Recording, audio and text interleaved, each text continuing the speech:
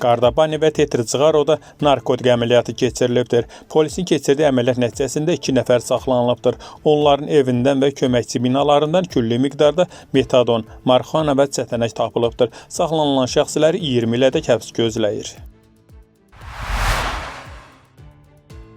Marnioli polisi kriminal avtoritet adı ilə pul tələb edən şəxsi saxlayıbdır. 30 yaşlı gənc yerli sahibkarı və ailəsini öldürməkdə hədələyərək ondan $4000 istəyibdir.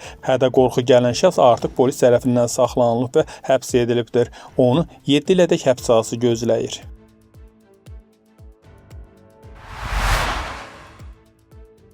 Batumidə supermarketə silahlı hücum olubdur.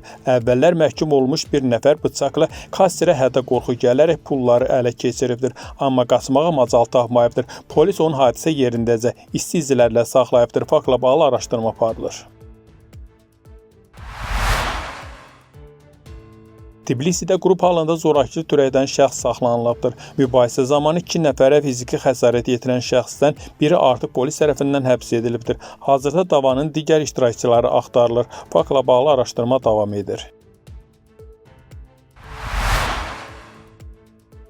Tbilisi hava limanında və Sarbi gömrük məntəqəsində 2 xarici ölkə vətəndaşı saxlanılıbdır. Almaniya və Türkiyə vətəndaşlarının çantalarından külli miqdarda kokain və metamfetamin tapılıbdır. Hər iki şəxs 12 il müddətinə azadlıqdan məhrum edilə bilər.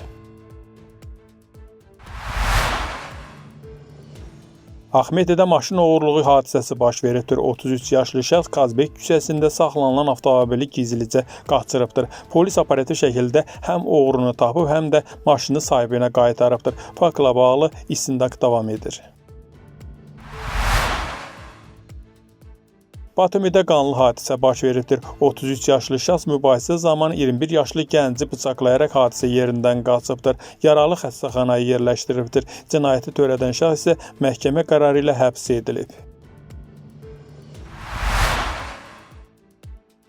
Tbilisi dənizində brokonerlər iş başında yaxalanıbdır. 300 metrlik torla qanunsuz balıq tutan şəxslərdən 10 kiloqram balıq müsadirə edilibdir. Faktla bağlı araşdırma davam edir.